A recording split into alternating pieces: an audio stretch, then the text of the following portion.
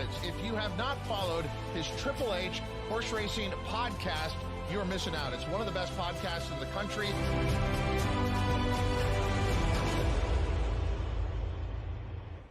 Good evening and welcome to the HHH Racing Podcast, episode 3 of Wire to Wire. This is a preview of the Saturday Coast to Coast $1 Pick 5, no CAWs, sponsored by our good friends at Santa Anita Park as the racing occurs at Gulfstream and Santa Anita. I'm your proud host, Howard Kravitz, along with co-host Pete Visco. The old guys are back to take care of Wire to Wire tonight. Really exciting coast-to-coast bet, Pete. As always, 2 races at Gulfstream, 3 races at Santa Anita. Of course, Santa Anita has Cal Cup Day. It was covered like a glove by our great guys at the Pacific Horse Players Show this past Tuesday. Gulfstream actually was not part of our rotation this week because, of course, next week's big Pegasus week. Big things happening at First Racing, my friend. We're here to talk about the Coast to Coast Pick 5 Saturday. How are you tonight? I'm great. How are you? Long time no see. We just did our Picks and Ponies show. So everybody, if you didn't watch that, go check that one out. But yeah, this is fun. This is my debut. I know we haven't had that many, but it's my debut on the Coast to Coast Wire to Wire show. So I'm excited. This is always a great bet. And like you said, no CAWs. The dollar minimum makes it interesting, so you could keep out some of the, makes the tickets a little tougher to build, a little more expensive. So we like these bets. We're happy to be a part of the promotion of this bet as well. Absolutely. These payouts have been 4 digits, 5 digits, Pete. Yeah. I mean, the pools have been over $100,000, I believe, the last 2 weeks. And as we go into this bet, I want to give a quick shout out. I don't know if you noticed, I've got a brand new hat that I have not worn on the show before. And the reason why I have not worn it before, Pete, is because I just got it. Last weekend, I was pampered. Even though I was only there for a few hours because I was really in SoCal, in the LA area for family reasons. But I was able to escape them for just a little bit and made my way out to Santa Anita for a few hours, Pete. I want to give hats off to Andrew Arthur, the director of marketing, who's the gentleman that called us in the first place that made the wheels spin with our podcast involvement with First Racing in the first place in Santa Anita. Does a great job. Jeff Chapman, as always, great job, player development guy. I had the pleasure of meeting GM Nate Newby of Santa Anita and Skipper and a few other people. As you know, Pete, I mean, you're in business for a little bit as well. It's always important to hobnob with the executives and let them know, yeah, I've heard of HHH, I've heard of Howard Kravitz, I've heard of Pete Visco, but just to meet them face to face. It was not a formal sit-down discussion. Let's take my briefcase out. I mean, hell, there were the mountains and horses in the background, but just to talk horse racing and go into a suite and enjoy myself and, let them know this is me. That was nice. And I got a hat out of it, got a calendar out of it as well. So thank you to Santa Anita this past Saturday. That's fantastic. Yeah, I mean, it is. And it's funny because in the world of podcasting, you don't always get the face-to-face. And, No. You do a lot more over email or Zoom or this. And it's funny when you get to finally meet people and sit down and they get a sense of you get a sense of them. And yeah, it builds the relationship. And we hope this is a relationship that keeps growing and keeps going on. And that'll be beneficial to us and hopefully beneficial to them as well. And if nothing else, you got a hat and a calendar. So, I like the one like the cord look. I don't have a lot with like the cord. I like that. It's corduroy too. Like that. I like also. that. So, yeah, a little different. I don't have this kind of style. Hopefully you cashed a couple tickets too while you were there. I did. Well, my boy Jem ran okay, ran 5th. But Adelphi had a huge weekend, by the way, out there overall. They won some races. By the way, before we get into the races, last thing, hello to everyone that's watching on the Santa Anita YouTube channel, the Santa Anita X handle. And how about the Gulfstream YouTube channel as well? We are all over the place, Pete. We've got big viewership here tonight. People are itching to know who do we like. A good way to help us keep going with the sponsorship, Pete, as you know, is to give them some winners. So let's rock and roll. The first 2 races of the Coast to Coast Pick 5 on Saturday are at Gulfstream. Let's go ahead and jump to it right now. As I'm going to go ahead and share the screen and bring them up right now. It starts in race 10 at Gulfstream. First 2 are race 10 and 11. They're both stakes. Sorry, the first one is a stake. Race 10's at 448 Eastern. It's the Sunshine Sprint Stakes. Florida bred, 75,000 on the dirt, 6 furlongs. Field of 7, a heavy morning line favorite from the rail, number 1, Damon's Mound for Mott and Alvarado. What an incredible combination they are, and they've been really all year long. As I go ahead and bring up our pick speed, I think it's pretty obvious to say this is not earth-shattering news that a lot of people are most likely going to be singling Damon's Mound in their coast-to-coast pick 5. I'm going 165. You're going 157. Why don't you talk about Damon's Mound? Yeah, you know me. I'm a sucker for a defending champion, and we have the defending champ of this race. And if you look at it last year, he came off basically a year plus layoff and was able to win this race. Yeah, the one you have highlighted on the screen. And then from there, you know, he was in some tough company. You see the Vanderbilt and ran forward to the aforementioned Bookham Dano, who we talked about intently on our Picks and Pony show. But it just had a nice, you know, basically has had a nice 2025, I should say, and ended with a grade 3 win in the Bold Ruler. And I think could just carry that forward. And now coming into this race where just from a class standpoint and from a pace standpoint, I mean, from the rail, he's clearly the pace advantage. When you look at like time form or whatever you use, he's probably just going to go from the rail. And unless somebody challenges him and makes him work too hard, he's projected to have a relatively comfortable lead. He's got a nice work. He's got, you know, the work 2 back, nice 47 and 4, and then maybe like a maintenance work. You look like the last one's probably the maintenance work after blowing out of the 47 and 4 2 back. So seems to be coming in really good form. Gets Junior rode to the win last time, has won on him before.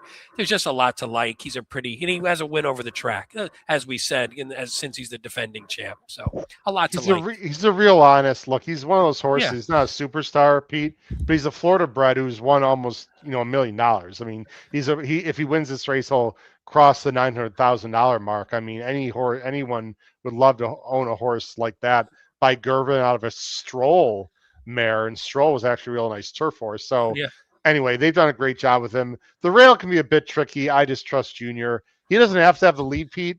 If there were some really interesting other ones that I would like in here, I would try to beat him. I don't like rail horses in small fields. It's a little thing it's just a personal thing. And there are some horses that are pretty good in here. I've got the number 6. I believe is that Big Paradise? Hold on a second now. No, the 7 is Big Paradise. Oh, I'm sorry. It's one before it. Nothing Subtle, right? Yeah. Nothing Subtle. I thought Nothing Subtle, who, by the way, just turned 4. This is one of the younger horses in the race. I know he's got a lot of, high 70s, which in theory is not nearly good enough to win this race. And I don't think he's going to. I don't know if you watched that last replay. He battled the whole way into very fast fractions and still held on. I thought Nothing Subtle was certainly not subtle at all in his win last time. And he does draw outside of the speed. If someone's going to pop up and run a bigger buyer and maybe upset Damon's Mound, I thought it could be this 4-year-old. I know you don't have him in the mix, and I get it because he looks slow on paper. His time form numbers are better than the buyer numbers. I just think Nothing Subtle is a bit interesting in here, and we both think that Miss Buchero, a mare going up in the boys, how do you not respect this horse? Really not that far off the speed figs, and boy, is this horse in good form, Pete. Yeah, very good form, and I think this is the horse that you look at if Damon's Mound goes, and if Damon's Mound is sitting off the lead. I think this is the one who'll be sitting in sort of that second flight, and you would imagine Mario Gutierrez would hopefully attack Damon's Mound and would try and pass him, which this horse has done. She knows how to pass horses. She could be on the lead. She could sit off. She's versatile. Yeah, like you said, the form has been great.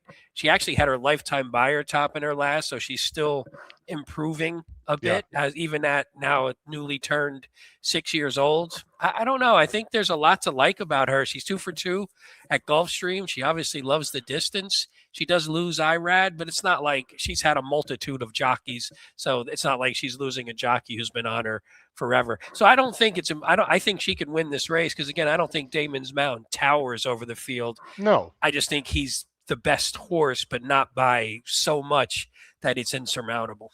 Peachy's 10 for 19 with 4 seconds. I mean, my goodness. The thing that, and we're going to move on here, and Mario Gutierrez, by the way, who is a excellent rider, Kentucky Derby winning rider, is almost 20%. He's really found a nice home in Florida, and the reason why he moved was very unfortunate. His house unfortunately burnt down in the horrible fires last year at California. He decided to move his tack and his family, and it's actually worked out well, not for reasons that he wanted to.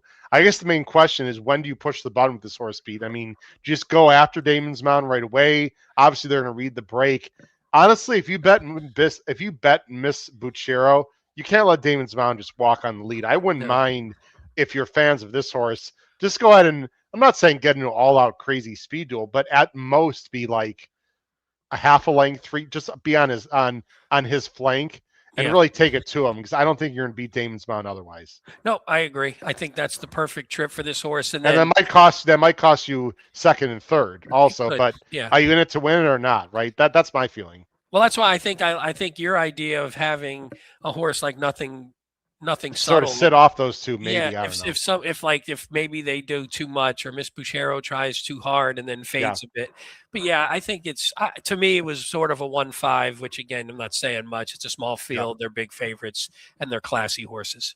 Now, usually we show our ABC grids at the end of the show. Pete, that's a host fail. I didn't have time to work that out. So we're not going to show people our ABC grids at the end of the show. But ladies and gentlemen, if you're fans of the show, we are going to do that, I promise, almost all the time at the end of the shows. We did it at the end of show 1. How would you weigh these horses? Damon's Mountain, lone A, no Bs at all, Pete? And maybe have Miss Buchero as C, or would you actually have Miss Buchero as a B and a viable contender here for your particular grid? I wound up in the grid that I did. I actually had them both as A's. Just so equally weighed. I did, wow. And I don't know if I would 100% because I didn't like a lot of. So I just to give it away, I had the 1 and the 5 as A's, and then I had the 7 as a B and the 3 as a C. But and even in the Caveman, I went 1-5, but that was more because I went skinny the rest of the way, relatively skinny the rest of the way. So I didn't need to lean on a single here. Okay. And again, I just think Miss Buchero is good enough to win this race. So it's not like I don't look at Damon's Mountain like a stone cold single, can't lose the race, you know, lock it up, single and done. What would you do? What did you do? You single?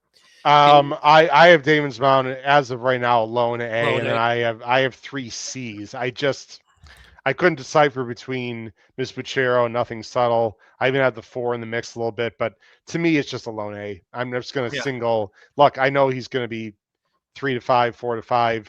You take what's given, and if he gets beat, I'm going to probably lose the bet, but I will backups, and I'll be alive anyway to some other horses. I just have to be really good in the other 4. Yeah, so that's my plan, but I don't fault you for doing that. You can give it away now. Anything you want. Red Hot Chili Pepper.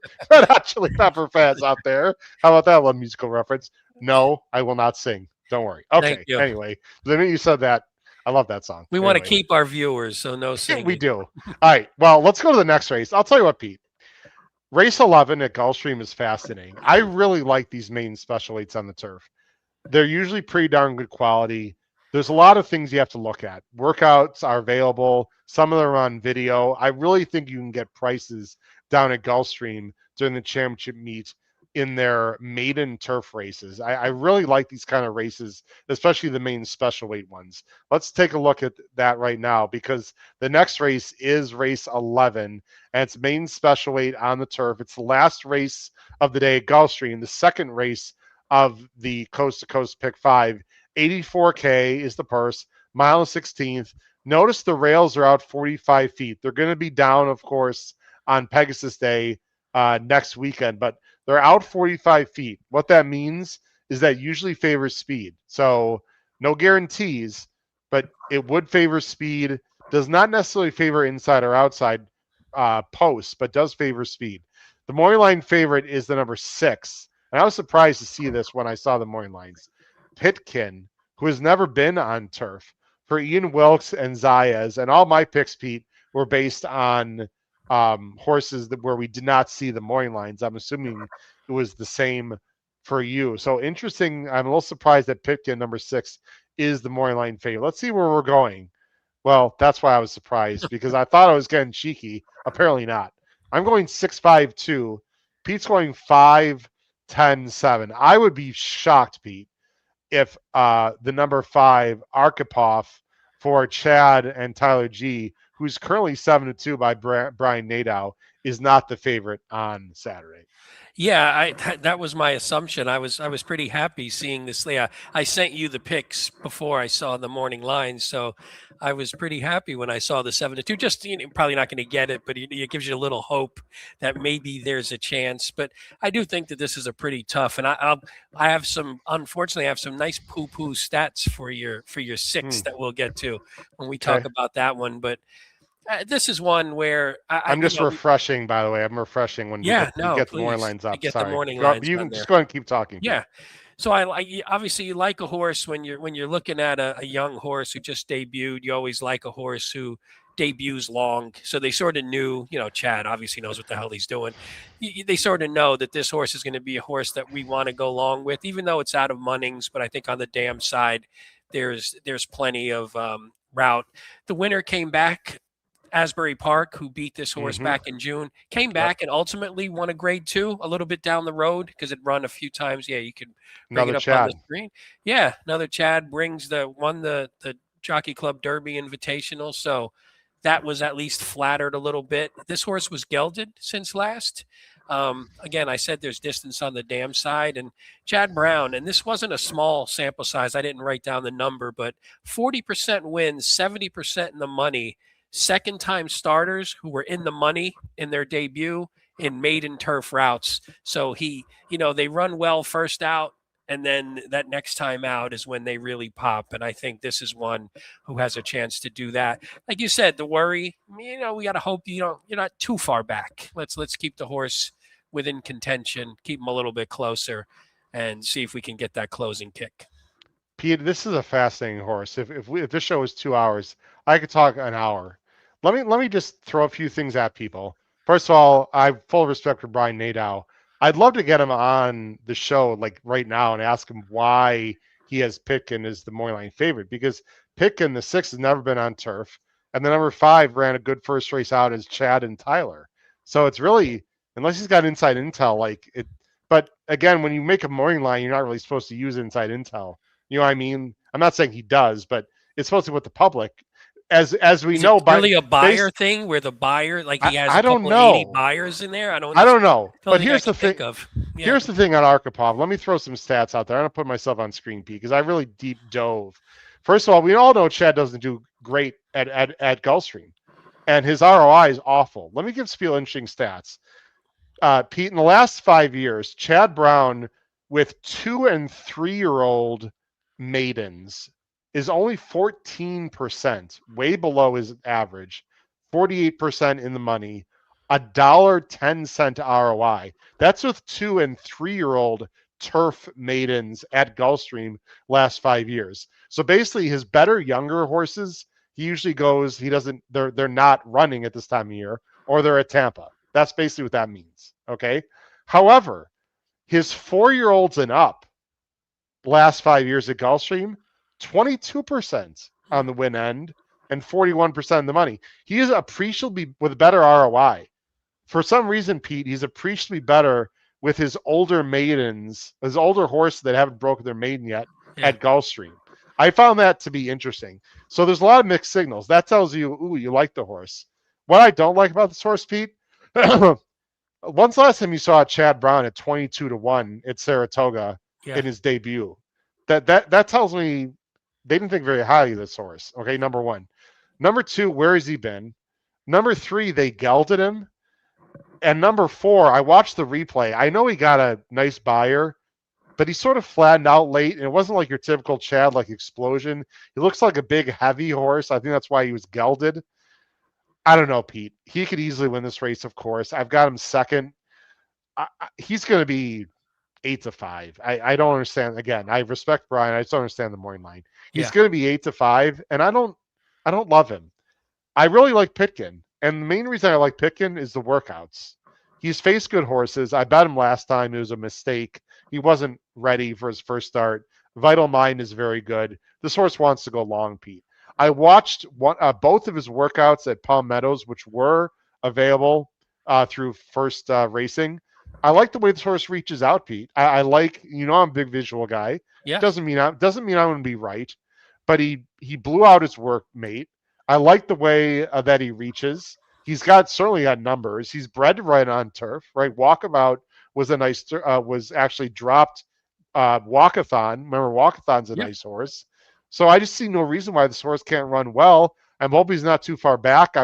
I thought honestly, Pete, he'd be like 6-1 morning line, and I thought I'd look smart. Now that he's low odds, and my computer is very slow right now. Sorry, I'm sort of losing the value. So now I'm, going on and on about a horse that I thought would be a floats price, up though. and Could it's float not. up. Yeah, I mean, if the 5 takes a bunch of money, the 6. Yeah, could I float. guess. So yeah. So anyway, I like Pitkin. Can I give you those couple stats real quick that I Please had? do. That Please sort of do. knocked Pitkin down. Yep.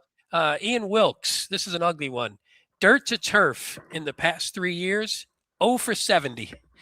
Yes. And only 20 for 70 in the money. So like, wow, they're just running. That is bad. And then dirt to turf. This is a little smaller over the 5 years. Dirt to turf and maiden special weight turf routes, 2 for 52. So when I saw that knocked the horse down a bit for me. So that's bad. I knocked him down to a B for that perspective. But again, I don't think if the 5's a big favorite, I don't think the 5 lays over this field by any stretch. So I don't think it's a horse. I don't think you could toss anybody if you have a decent angle on them. They be 1 for 71, Pete. 1 for 71. Hey, that's still a bad stat. So as long as you get the 1, what do you care? As long as it's good information for the people out there. Look, I could be very wrong. I just like what I saw. Yeah. And he's already run fast, just not on turf yet. Okay. Yeah. Real quick with Sky Rush, the number 2. Here's some more stats. Danny Gargan, last 5 years at Gulfstream with maiden special weights. How about 30%? I couldn't believe it. 52% in the money. And here's the only issue. He's 0 for 6 with first-time starters. So a lot of his maiden special weight winners are horses that have already run and they won. Well, I actually had, it's funny you say that, because I had one 0 for 20, 0 for 20, first-time starters in turf routes, 0 for 20. Right. So again, maybe you need one with him, but that doesn't mean he can't hit the board too. But again, I like the breeding. Yeah. I like the visual. The works are available. Not every work I like, ladies and gentlemen. And Junior rides very well for Gargan. Junior does not get on Gargan very often, and he rides well. And Junior is as sharp as anyone right now on the turf.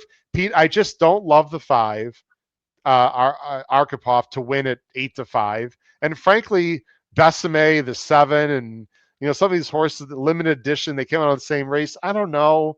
They just ran around the track with good trips. I know they got a good number. I'm looking for fresh faces here, Pete. You've got a limited edition second. You can talk about him and we'll move on. It's Antonacci who's having a great meet. He can win. I don't know. I just have a feeling these horses are going to be overbet that have run. I'm looking for fresh faces. Yeah, no, I could see that. But the only thing I liked about limited edition a little bit is the first 5 are on dirt. So now you see some market improvement from the move to turf, paired up sort of lifetime buyer tops and lifetime, oddly paired up buyer and time form tops in the last 2. And you get them, like you said, you get the move to Antonacci, who's really been hot at the meet. So I'm looking, and I liked it. There was a slow pace last time, but was able to get a little closer. So if this horse can work out a little bit of a better trip and isn't closing from too far back, I think has a shot in a race that I don't think anybody really lays over the field by any stretch. No.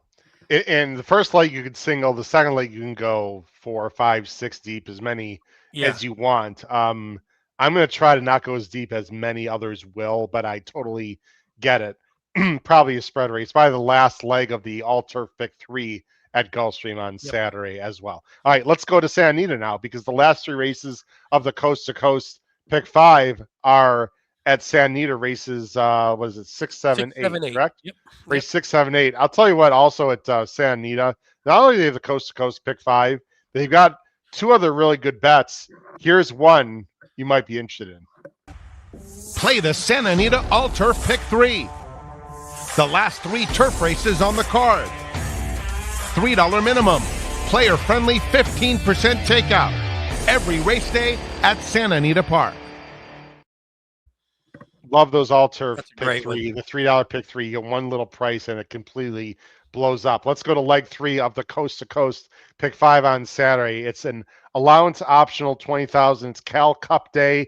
It's Cal Breads all day. This is $70,000 purse. 6 furlongs, big field of 10. Heavy morning favor the number 6, Titanic Thompson, Miati, and Ayu. So that would be Noah Maher's favorite horse, or favorite jockey, excuse me.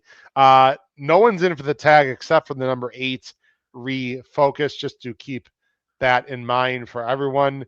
There's our picks on the bottom of the screen. I'm going 6, 3, 10. Pete's going 3, 6, 4. Again, we didn't know the morning lines before we made our picks. Pete, you're going to go with Coach Cronin. This is named after the former UCLA coach Cronin. 5-2, Glatt and JJ. Yeah, this is probably out of the 5. This is the one that I had probably the weakest opinion on, and which sucks because I landed on the 2 favorites. So it didn't exactly work where I was like, oh, I don't love the favorites, so let me look for a price. Again, without seeing the morning lines, I wound up landing on the 2 favorites. This is another one, though. At least you see in the last 4, sort of in every other race kind of horse, and this is the bad one. But at least you see there's some form there now that was in this level 2 back and sort of just was way out of it. Obviously, I think this horse is much better when he's up closer, and I think just needs to break and sort of settle in a little bit of a tactical spot and not just get dropped too far back. If the horse drops too far back, I don't think he can win the race. But if he gets up close, yeah, if you look at that, there's a bit of sort of a moderate pace here. So I don't necessarily like that position. I'm hoping to be more where the 7 is. Maybe. Yeah. I think if this horse is where the 7 is, then I think could have a little bit of a late kick. Had another one, lifetime buyer top and a lifetime time form top in that last race. So maybe the move to Glatt is kicking in now, and this horse is getting better and a little bit better, even though it's a 6-year-old. So I think there's enough to like in a race. Gets JJ back here too, which didn't run well with JJ last time, but again, was in a crawling pace and was in 11th. So it just didn't set up well. So I think this one could be a little bit better. And he's been an open company for the most part. I understand some of them were condition claiming. They were claiming, no disrespect to the Calbreds, but open company horses are generally speaking better. Although this might be more of a lateral move, to be honest. But Coach Cronin, very logical, especially if he's up close. A horse that should be up close is Titanic Thompson. 8-5 is awfully low. I would have no interest in betting the number 6, Titanic Thompson, at 8-5 on the win end, but we're talking coast to coast action. You got to use this horse. Really consistent, fast, has improved on turf in his last 2. Going back to dirt, Miati gave him a little bit of a break. He's the best speed on the outside. Ayuso needs to break, look to his left, make some decisions. He's very logical. He's no cinch by any means. I'm definitely going to use Coach Cronin. Depending on my comfy trip last time, but I liked how he pulled away in that race. The trip was pretty advantageous, but he kicked away nice. I thought he looked good coming down the lane, so that was a positive for me. He might be a better turf horse, Pete, but they're putting him back on dirt. He's done just fine on dirt. Yeah. He's just turning 4, so he's got plenty of time to figure it out. I just want to mention a horse that I'm not sure can win, but Rich Reward at 10-1 on the outside for Paul Capistrano and Aguilar. I just like outside speed, Pete. And it took this horse is still a maiden, and he's in this race, which I think is really interesting to me. He's got some really nice works at San Luis Rey, and I think he's going to get a good trip. The jock knows him. If he's improved, and they're putting him in a race that's not even a maiden race, maybe there's a main race that didn't fill, Pete. So as a guy that owns some horses, you got to be a little bit careful because maybe they wanted to get him into a race that didn't fill. So they're just saying, let's just go here. But if he improves, I don't think he's that far off. Maybe an underneath horse. I thought Rich Reward could be very rewarding, at least underneath. And then I actually had him on the second line on my grid. He wound up landing as a C, but I thought the cut back to 6 because I thought the thing I didn't like, he didn't have a lot of punch at the end in his last 2, but maybe the cut back to 6 and a little bit of the freshener, maybe he gets back to having a little more punch down the lane. I don't know. There's no super stuff. I mean, the 3 and 6 could hook it up. It wouldn't surprise me. Yeah. I mean, Mr. Machu Picchu, who you've got third. This horse is quick too. So I mean, he's 1 for 23. He's got, boy, what is it, 11 second and thirds. Great reverse strike key horse to use underneath. Yeah. My problem here in this race, maybe he can finish third. Pete, I respect your pick. He could get caught up in a speed duel. I just don't sure he's as classy as the previous two we talked about. No, to me it was purely maybe he goes to the lead and hangs on. I didn't, but I was a little bit all over the board after the first two. Yeah. So we are mainly going 3 and 6. So in theory, you don't have to go very thin in leg 3 of the Coast to Coast. Let's go to leg 4 of the Coast to Coast. One of the stake races on Saturday is the Leon Howard California Cup Oaks, 175K, 1 mile on the turf. The rail's out just a touch, 10 feet. Morning favorite is the number 5. The number 7 cashed for O'Neill and Rispoli, who's never been on turf.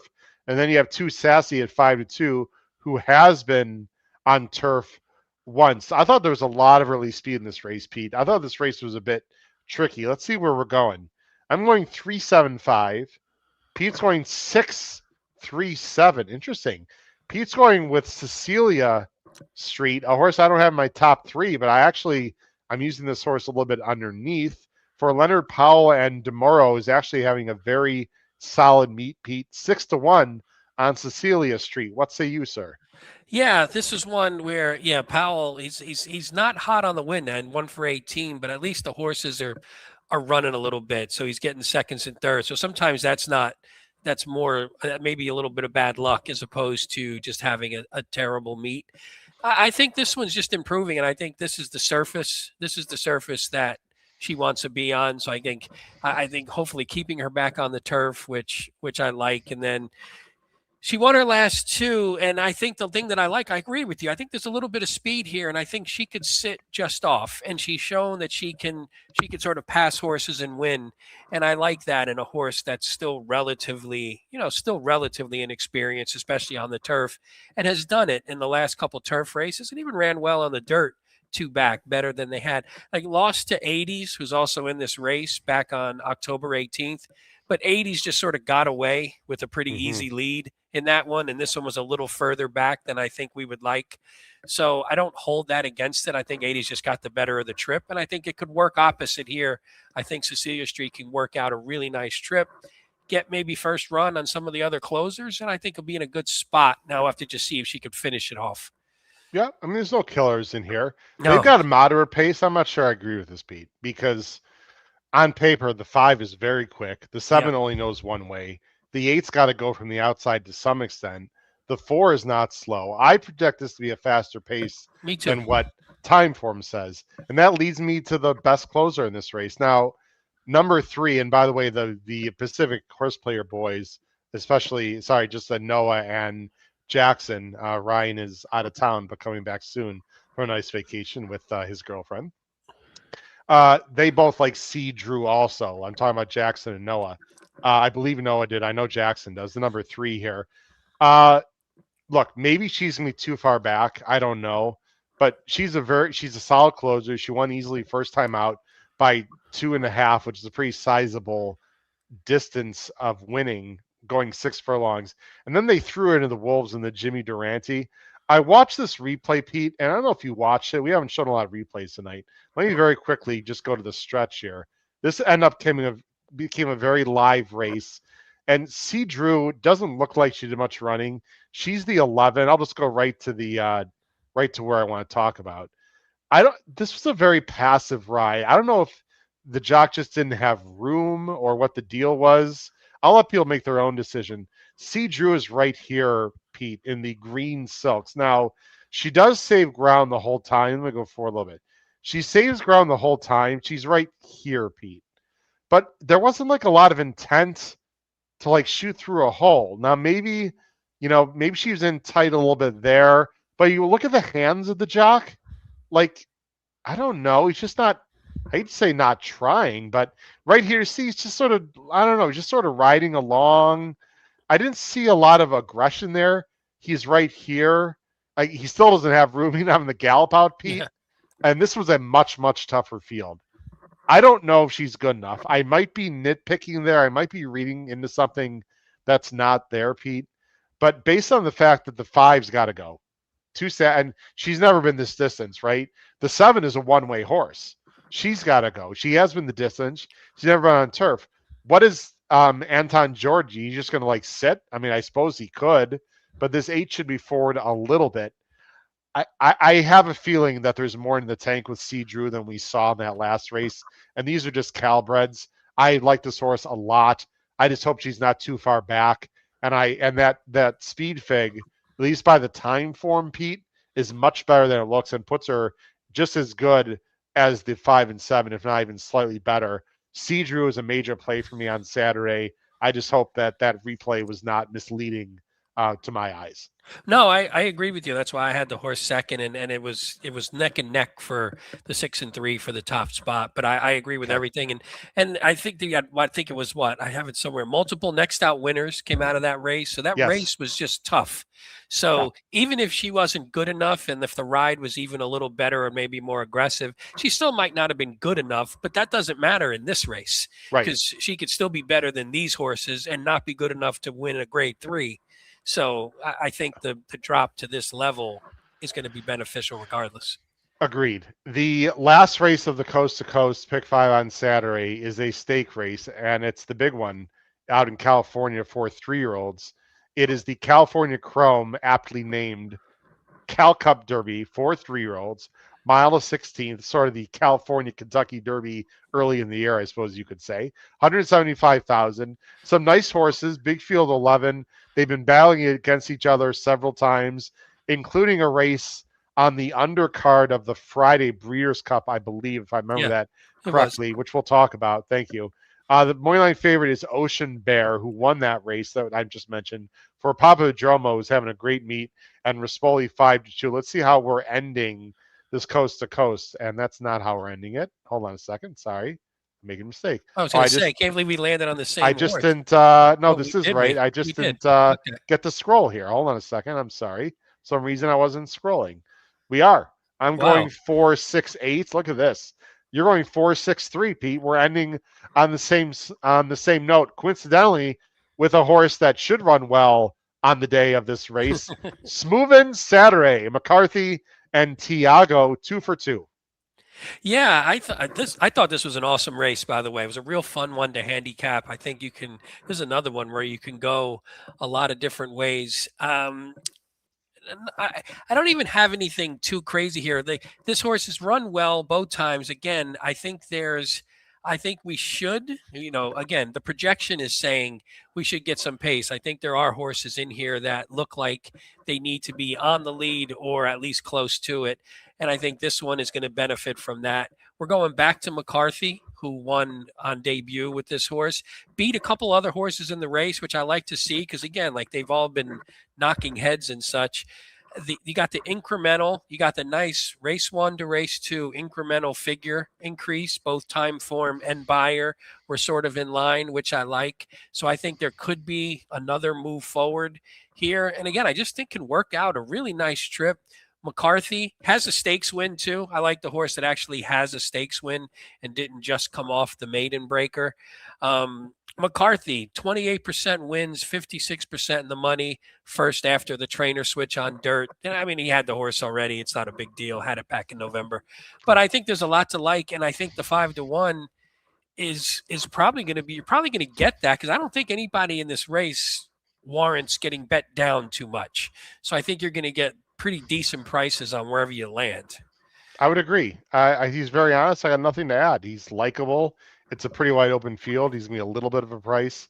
The other one, Ocean Bear, there are a lot of horses coming out of this October 31st race. This was the Friday of Breeders' Cup. I'm going to show the end of the race. The 4 of the top 5 are coming back in this race, Pete. And Thirsty Rebel, who's not, actually won his next start in an optional 20 and then actually ran in the San Vicente last weekend. They threw him to the Wolves. People need to remember now this day, Pete, if you recall, the track was very speed favoring the Friday of Breeders' Cup weekend. It was very hard to close. Keep that in mind when you watch the 5. Can't help myself, who is running Saturday, but watch the 2, 5, and 6, but especially the 3 as I go forward. You can talk about it, Pete.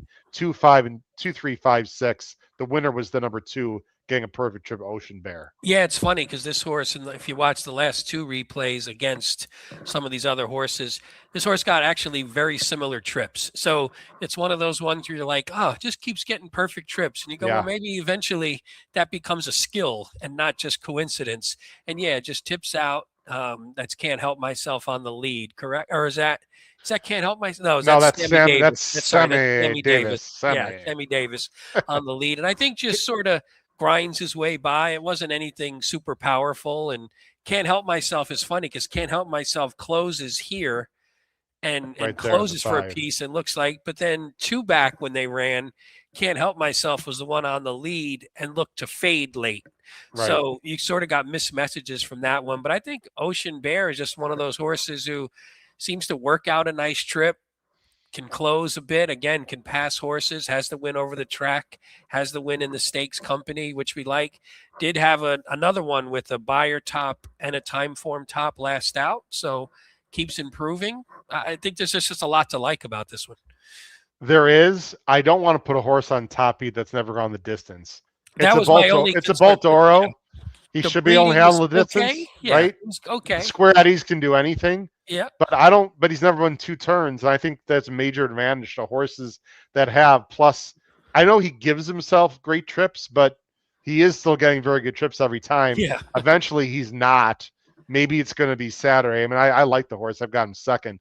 The one that is fascinating to me is Can't Help Myself. I don't know why he was close to the lead last time. Maybe they just wanted to see what he could do. I mean, he was very close to the lead in his several first starts, but his best race of his career was clearly the one we just watched when he came from deeper.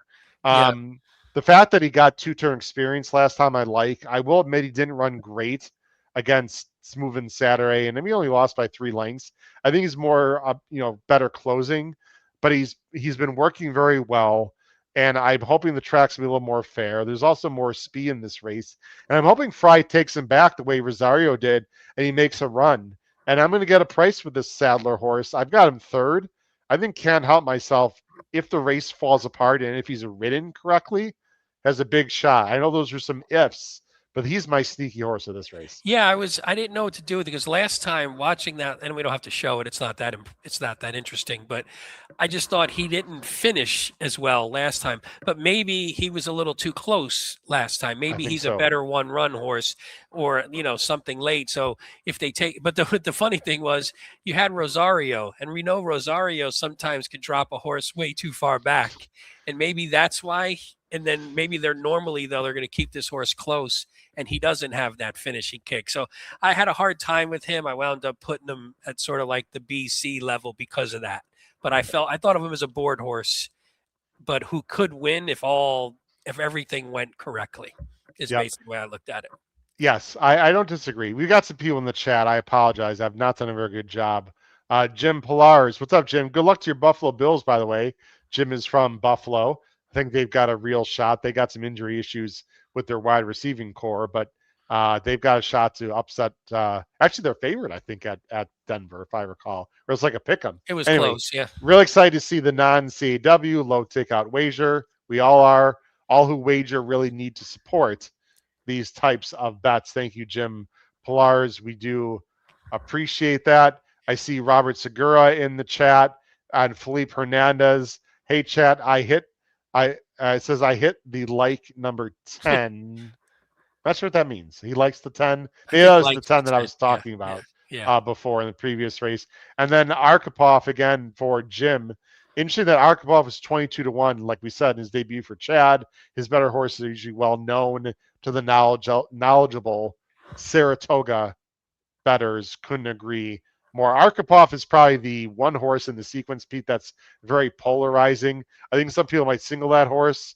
I'm going to be more passive with him. I'm using him, but I'm using others. This is a really fun sequence. Again, usually we would put our ABC grids up right now. I apologize.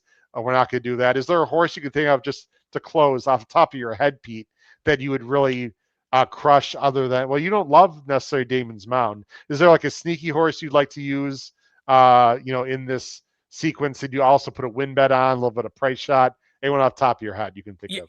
Well, actually, the one that I sort of liked, Smoove Saturday, who we just talked about, as sort of because of the price. So that was kind of the horse that I was like, I think this is a really tough race, but I think that's what's going to allow you to get a half decent price.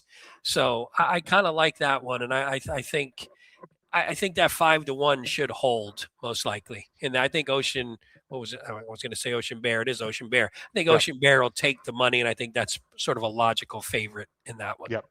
Let's look at one more special bet that happens because Sandy's got a great wagering menu. This is the late pick 3 and daily double. Now offered at the Great Race Place. $3 late pick 3 featuring the last 3 races. $5 late double on the last 2 races. Both with a player-friendly 15% takeout. Every race day at Santa Anita Park. There we go. Pete, a lot of fun. This is going to be a really good sequence. I really enjoy these coast-to-coast pick 5s here on Wire to Wire, and I enjoy doing them with you, my friend. Our first time doing Wire to Wire with you. Of course, we had many times before we were doing great race plays together, and I'm sure we'll be back on Wire to Wire. Again, we wish everyone great success in that coast-to-coast bet this Saturday at Gulfstream in Santa Anita. For my co-host, Pete Visco, this has been your host, Howard Kravitz, episode 3 of Wire to Wire. Crush your bets at Santa Anita Park and Gulfstream this weekend. Take care. Have a great night. Bye-bye.